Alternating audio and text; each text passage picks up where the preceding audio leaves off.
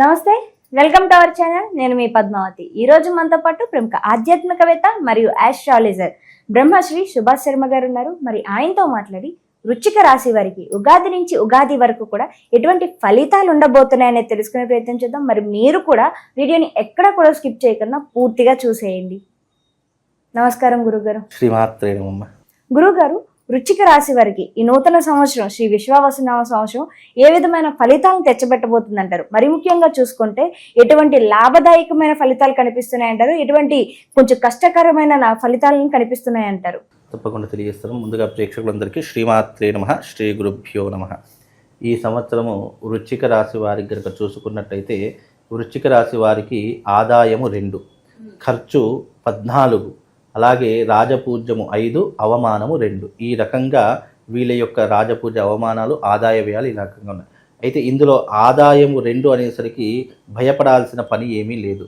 ఎందుకంటే ఆదాయం తక్కువ ఉంది, ఖర్చు ఎక్కువ ఉంది అని అంటే, ఖర్చు ఎప్పుడైనా ఎక్కువ ఉంటే ఏమవుతుంది అంటే వాళ్లకు అదృష్టాన్ని కలిగించేటటువంటి సూచనలు ఎక్కువగా చేస్తారు. అంటే ఆస్తులు కొనుగోలు చేయడం కానీ, బంగారం కొనుగోలు చేయడం కానీ, ఇల్లు లేనటువంటి వాళ్ళు ఇల్లు కొనుగోలు చేయడం కానీ ఇలాంటివి చేస్తారు. చాలామంది ఏమంటారంటే, అబ్బా సంపాదించేది 2 రూపాయలు ఉంది, ఖర్చు ఏమో 14 రూపాయలు ఉంది, ఎలా అని చెప్పి చాలామంది భయపడుతూ ఉంటారు.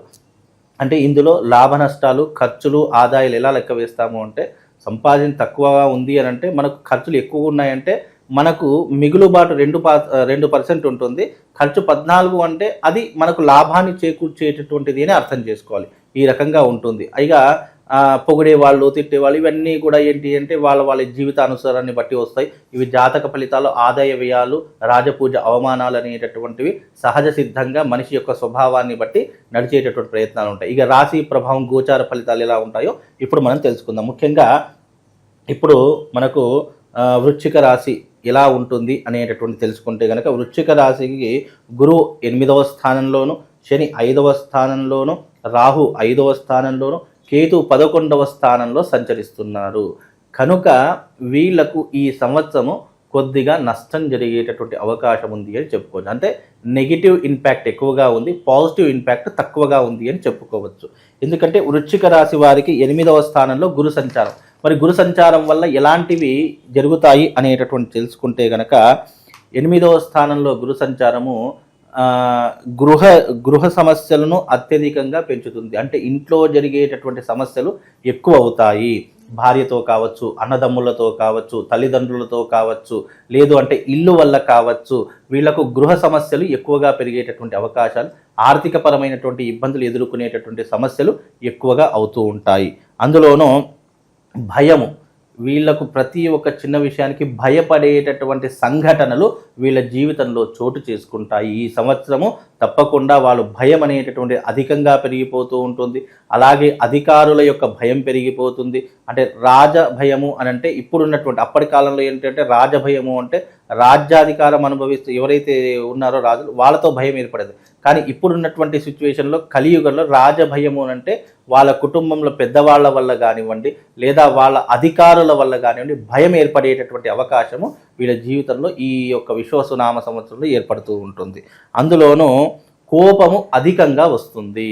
ప్రతి ఒక్క చిన్న విషయానికి కోపపడము, అలాగే వాళ్ళ మీద అరుచుకుపడము, విరుచుకుపడము ఇలాంటి ఎక్కువగా జరిగేటటువంటి, ఎదుటి వారు ఎవరైతే ఉన్నారో చిన్న పెద్ద అనే భేదం లేకుండా ఎవరి మీద పడితే వారి మీద అరిచేయడం జరుగుతుంది.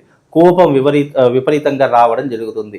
చిన్న విషయం, వాళ్ళకి నచ్చని విషయం, ఏ చిన్న విషయమైనా సరే వాళ్ళ పక్కన జరిగిందా దానికి విపరీతంగా అగ్రివ్నెస్ అనేటటువంటి ఆటోమేటిక్గా పెరిగిపోయేటటువంటి లక్షణాలు ఈ యొక్క వృశ్చిక రాశి వారికి కనిపిస్తూ ఉంటాయి. అందులోనూ అనూహ్యమైనటువంటి అవరోధములు అంటే చేసే ప్రతి పనిలో ఆటంకాలు అవుతాయి. ఏది చేద్దామన్నా అందులో సాటిస్ఫాక్షన్ ఉండదు. చేద్దాము అంటే విసుగు వచ్చేస్తూ ఉంటుంది. అంటే ఒక గంటలో కావాల్సిన ఒక చిన్న పని కూడా ప్రొలాంగ్ అవుతూ ఉంటుంది. అంటే 2 రోజులు, వారం రోజులు పొడిగించేటటువంటి అవకాశం నేచర్ విల్ బి వాళ్లకు సపోర్ట్ చేయకుండా ఉంటూ ఉంటుంది. అందుకే వీళ్లకు అనూహ్యమైనటువంటి అవరోధాలు ఏర్పడతాయి. అంటే మనం ఏదైనా ఒక పనికి బయలుదేరాము అని అనుకోండి, మనం ఈ రోజున ఫలానా ఊరికి ఈ పని కోసం బయలుదేరుతున్నాము అని అనుకోండి, ఆ పని జరగకుండా ఉండిపోవడం, లేదా మధ్యలోనే ఆగిపోవడం, వెనక్కి వచ్చేయడం, ఇలాంటి అవరోధాలు ఎక్కువగా వాళ్ళ జీవితంలో జరుగుతూ ఉంటాయి. అందులోనూ ముఖ్యంగా అగ్ని ప్రమాదాలు ఎక్కువగా జరుగుతూ ఉంటాయి. అగ్ని ప్రమాదాలు, అగ్నికి చాలా దూరంగా ఉండాలి, ఫైర్కి చాలా దూరంగా ఉండాలి. అందులోనూ ఈ సంవత్సరము రాజు సూర్యుడైనటువంటి కారణం చేత ఈ సంవత్సరం వడదెబ్బలు ఎక్కువగా తగిలేటటువంటి అవకాశాలు ఉన్నాయి. అందులోనూ సూర్యుడు రాజు అయినటువంటి కారణం చేత విపరీతమైనటువంటి ఎండ తాకిడి పెరిగేటటువంటి అవకాశం ఉంటుంది, విషజ్వరాలు పెరిగేటటువంటి అవకాశం ఉంటుంది. వీలైనంత వరకు ఈ సంవత్సరం చాలా జాగ్రత్తగా ఉండేటటువంటి ప్రయత్నం చేయాలి. ఇంట్లో నుంచి బయటకు రాకుండా ఉండేటటువంటి ప్రయత్నం చేసుకోవాలి. అంటే వీలైనంత వరకు పని ఉంటే తప్ప ఇంట్లో నుంచి కదలకుండా ఉంటే వాళ్ళకు కొద్దిగా జాగ్రత్తలు పెరిగేటటువంటి అవకాశం ఏర్పడుతూ ఉంటుంది.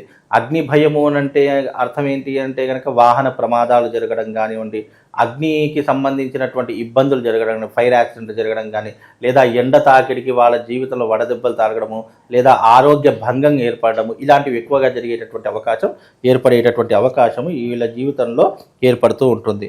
అందులోనూ ఇక చోర భయము అంటే వీళ్ళకి ఏంటి అంటే భయము విపరీతంగా పెరిగిపోతుంది. ఎక్కడ డబ్బు పెడతాము అంటే ఏదైనా డబ్బులు సమకూర్చుకుందాం అనుకుంటే ఎవరైనా ఎత్తుకుపోతారేమో, లేదా ఎవరైనా అపహరిస్తారేమో, లేదా ఎవరికైనా దానం చేయవలసిన పరిస్థితి ఏర్పడుతుందేమో అనేటటువంటి భయాందోళన పెరిగిపోతూ ఉంటాయి. అందుకే వీళ్ళకు చోర భయము ఎక్కువగా జరిగేటటువంటి అవకాశం ఉంటుంది. ఇంట్లో దొంగతనాలు కూడా జరిగేటటువంటి అవకాశం ఉంటుంది. కాబట్టి మీరు బయటకు వెళ్ళేటప్పుడు కానివ్వండి, మీ ఇంట్లో డబ్బు నగలు పెట్టేటటువంటి పరిస్థితులు చాలా జాగ్రత్తగా వ్యవహరించుకునేటటువంటి ప్రయత్నం చేస్తే వీళ్ళకు కొన్ని రకాలైనటువంటి ఇబ్బందులు తొలగిపోయే అవకాశం ఉంటుంది. గోచార ఫలితాల్లో చెప్పినటువంటి ఏవైతే ఉన్నాయో తమ రాశి నుంచి లెక్క పెట్టుకుంటే అష్టమ స్థానంలో గురు సంచారం చేస్తున్నాడు కాబట్టి ఈ వృశ్చిక రాశి వారికి ఈ రకమైనటువంటి గురు యొక్క ఫలితాలు ఉంటాయి. ఇక 5వ స్థానంలో శని సంచారం. 5వ స్థాన పంచమంలో శని సంచారం వల్ల ఏం జరుగుతుందయ్యా అని అంటే గనక 5వ స్థానంలో శని సంచారం వల్ల అనూహ్యమైనటువంటి నష్టాలు. అంటే ఇప్పుడు మనం చాలా హ్యాపీగా ఉన్నటువంటి సందర్భంలో తెలియకుండా అనూహ్యమైనటువంటి వార్తలు మన చెవిన పడడం, అంటే బంధువులకు యాక్సిడెంట్లు కావడం, బంధువులు మరణించడము, లేదా డబ్బుని పోగొట్టుకోవడము, లేదా పోలీస్ స్టేషన్ వ్యవహారాదుల్లో ఇబ్బందులు ఏర్పడడం, ఇలాంటివి జరిగేటటువంటి అవకాశాలు ఏర్పడుతూ ఉంటాయి. అలాగే తగాదాలు ఏర్పడుతూ ఉంటాయి. అలాగే స్త్రీలతో ఎక్కువగా సాన్నిహిత్యం పెట్టుకునేటటువంటి అవకాశాలు ఏర్పడతాయి. పరస్త్రీ వ్యామోహంలో పడిపోయేటటువంటి అవకాశాలు ఉంటాయి. దానివల్ల కుటుంబంలో ఇబ్బందులు ఏర్పడుతూ ఉంటాయి. అలాగే మనశ్శాంతి కొరవైపోతూ ఉంటుంది. వీలైనంత వరకు వీళ్ళకి ఏంటంటే శ్రమ ఎక్కువగా పడేటటువంటి అవకాశం ఉంటుంది. ఈ రకమైనటువంటి ఫలితాలు వృశ్చిక రాశి వారి యొక్క జాతకంలో కనిపిస్తున్నాయి. అందులోనూ రాహు కూడా 5వ స్థానంలో ఉన్నాడు కాబట్టి ఇలాంటి పరిహారాలే ఉంటాయి. చెడుకు ఎక్కువగా బానిస అయ్యేటటువంటి అవకాశం ఉంటుంది. అలాగే స్త్రీ యొక్క వ్యామోహంలో ఎక్కువగా పడిపోయి డబ్బులు విపరీతంగా ఖర్చు చేసేటటువంటి అవకాశం ఉంటుంది. కేతు 11వ స్థానంలో సంచరిస్తున్నాడు కాబట్టి వీళ్ళకు కొద్దిగా దైవిక భక్తి పెరిగేటటువంటి అవకాశం ఏర్పడుతుంది. కేతువు యొక్క అనుగ్రహం వల్ల దైవిక భక్తి పెరుగుతుంది. అందులోనూ రాహు, శని, అలాగే గురు, ఈ 3 గ్రహాల యొక్క అనుకూలత లేదు కాబట్టి ఈ సంవత్సరం వృశ్చిక రాశి వారికి కొద్దిగా నష్టము, కష్టము, బాధ అని చెప్పుకోవచ్చమ్మా.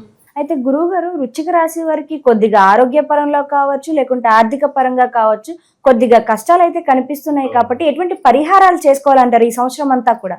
ఈ సంవత్సరం అంతా కూడా ఈ కష్టాలను అధిగమించాలి, దీని నుంచి బయటపడాలి అంటే రాబోయేటటువంటి 29వ తారీఖు రోజున వీళ్ళు అరిష్ట నివారణ తంత్ర యాగం చేయించుకోవాలి. అంటే అరిష్టాలంటే మనకు రాబోయేటటువంటి ఇబ్బందులు ఏవైతే ఉన్నాయో, అనూహ్యంగా వచ్చేటటువంటి ఇబ్బందులు ఏవైతే ఉన్నాయో, మానసికంగా, శారీరకంగా, వైవాహిక జీవితపరంగా వాళ్ళు ఈ కష్టాలన్నీ కూడా అధిగమించాలి అనుకుంటే అరిష్ట నివారణ తంత్రయాగం జరుగుతుంది.